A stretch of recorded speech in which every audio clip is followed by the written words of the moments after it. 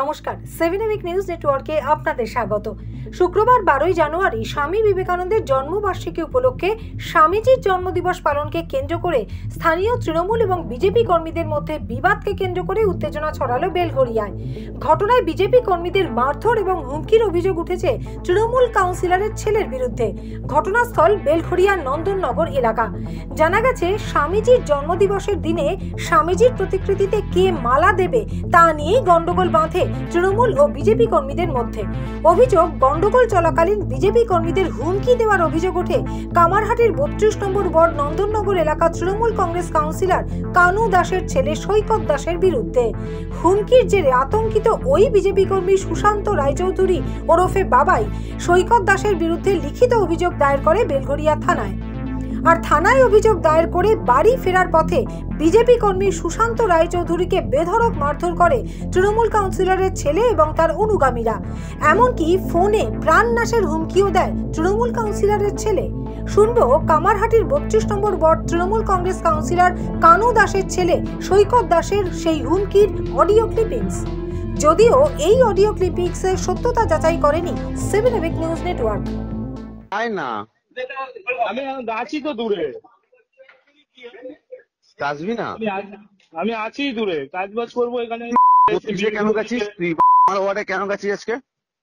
হ্যাঁ, তুই আমার ওয়ার্ডে কেন গেছিস আজকে? তোকে এবার বলি আমি কিন্তু বিশু বারবার বলে দিচ্ছি, লালুকে বলে দিবি কিন্তু 32 নম্বর ওয়ার্ডে কিন্তু পা যেন না ফেলে।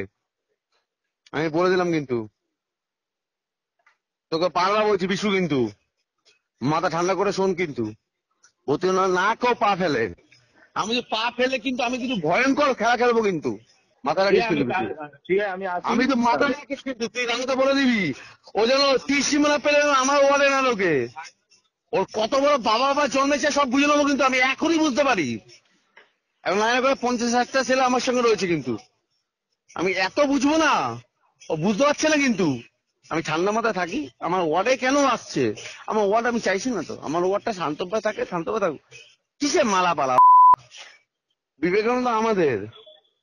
বিশু আমি বারবার বলছি, বিশু আসবি না কিন্তু। বিশু আমি তো বারবার তোকে, তুই আমার ভাই হোস, আমি তোর ছোট ভাই হোস, আমি তোকে বুঝে দিলাম কিন্তু। বিশু মনে লাগিস কিন্তু। বিশু মাথায় ঢুকছে? হ্যালো, হ্যাঁ বল বল। মাথায় ঢুকছে কি ঢুকছে না? আমি ভোট কিন্তু 31 সাল 32 একসাথে ভোট হবে। 500 ছেলে রাস্তা থাকবে। পারবি আটকাতে? পারবি আমাদের? পারবি আটকাতে?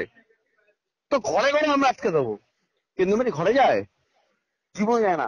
বুথে আটকে দেবো, বুথের মধ্যে আটকে দেবো আমরা। তুই জানিস না ব্যাপারটা? আমাদের বিরুদ্ধে কোনো লড়াই হবে না, কারণ লড়াই হয়নি, হবেও না।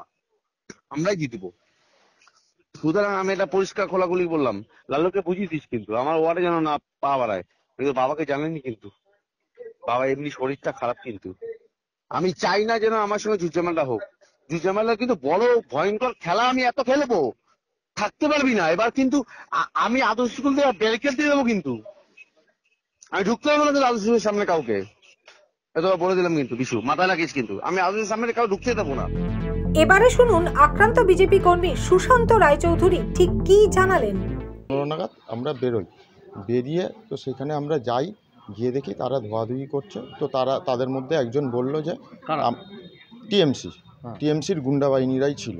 তো তাদের মধ্যে একজন বলল যে আমাদের এটা আমরা বানিয়েছি, আমরাই মাল্যদান করব, আদার্স কেউ পারবে না করতে।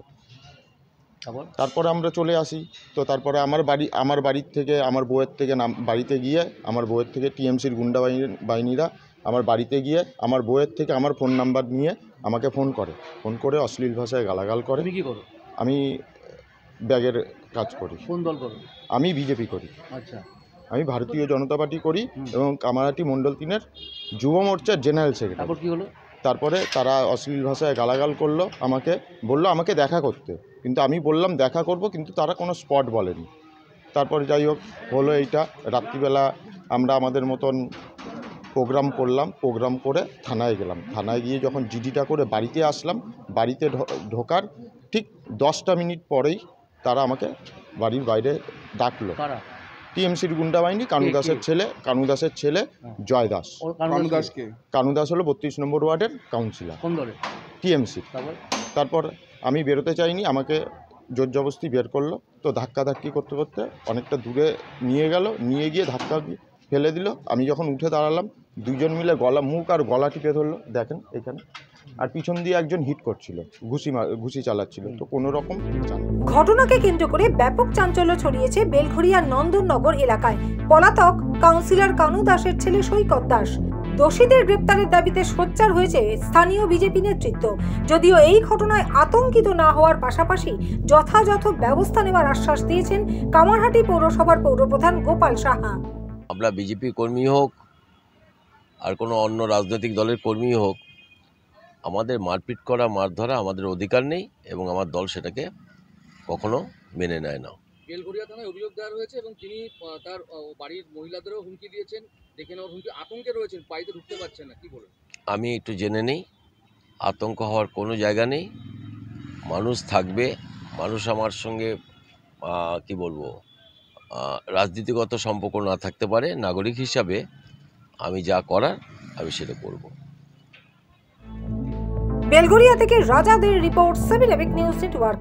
আরও বিভিন্ন খবরের আপডেট জানতে হলে অবশ্যই সাবস্ক্রাইব করুন 7 এবিক নিউজ নেটওয়ার্ক চ্যানেলটি, কারণ আপনাদের একটা সাবস্ক্রিপশন আমাদের কাছে অত্যন্ত মূল্যবান। জয় হিন্দ।